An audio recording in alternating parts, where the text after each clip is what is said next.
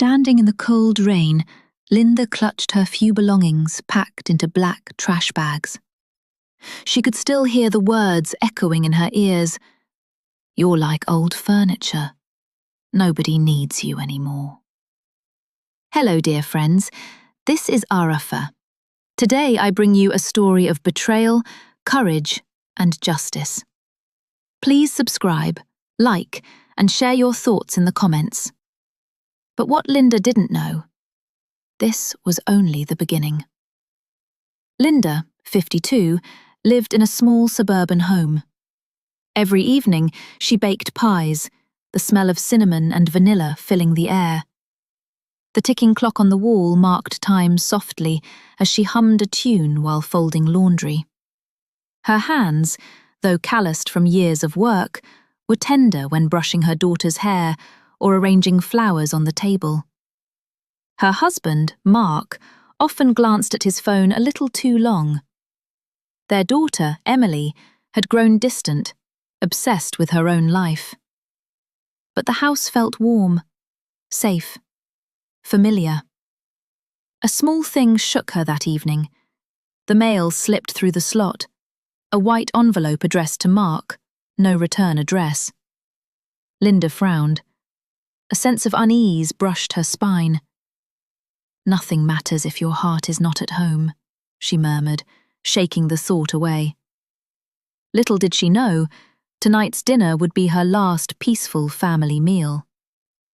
As the oven timer dinged, Mark entered with a stern expression. "Linda, we need to talk," he said, voice cold. Mark's confession hit like lightning.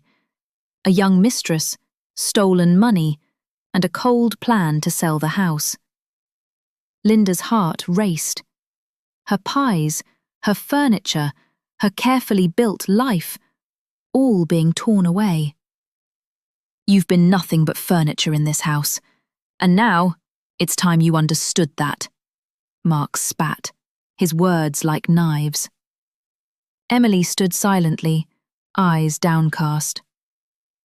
"Mom, you smell like onions. Don't come to my apartment anymore," she said, her voice eerily calm. Linda's hands shook. Tears streamed. She packed her belongings, clothes, photos, cherished mementos, into black trash bags. The rain outside pounded the windows, dripping down her cheeks as if the world mourned with her. She had nowhere to go. No home, no family, just rain and her thoughts. A man approached the curb as Linda sat shivering.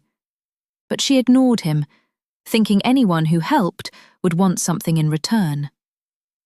The man returned the next day, introducing himself simply, Tom. A carpenter, gentle and steady, with a noticeable limp from a car accident years ago. His hands were strong, but his movements deliberate. Dignity in every gesture. "Looks like you could use a warm cup of tea," he said, placing a steaming mug beside her on the curb. Linda hesitated, wary of kindness, but the warmth seeped into her bones. Over the following days, Tom offered more. A small room in his home, basic meals, a chance to rest. She began helping on his small farm, feeding chickens, kneading dough, mending fences. Her hands, once trembling with fear, worked with purpose. The smell of bread reminded her of home, but in this place, it was new, alive, hers to shape. Villagers whispered. Some doubted Tom, but he defended her simply.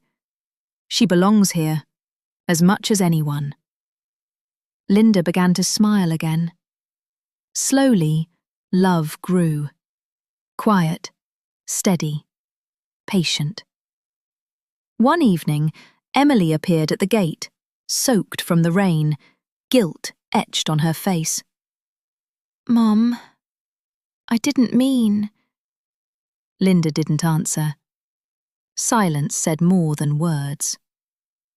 Months passed. Linda and Tom built a life together, humble but filled with warmth.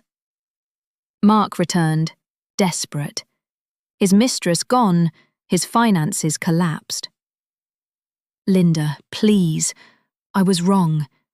I need you back," he pleaded. Linda looked around at her home. Laughter, light, the smell of freshly baked bread. She shook her head gently. "I forgive you, but I won't return." Her dignity intact, she closed the door. Outside, Mark's figure diminished, empty, abandoned. Emily, watching from the driveway, realized too late that love cannot be forced or bought. 1 year later. Sunlight poured through the windows. Linda kneaded dough while Tom chopped vegetables. Laughter filled the air as Emily joined them, tentative but healing. Linda's belly hinted at new life, a symbol of hope and continuity. Outside, Mark wandered the streets alone. Empty apartment. No warmth. No pie. No love. Life always rewards honest hands and quiet courage. Dear friends, thank you for listening to this story. How do you feel about Linda's choice? Share in the comments. Like if it touched your heart. Subscribe and share this video with friends. Wishing you all the best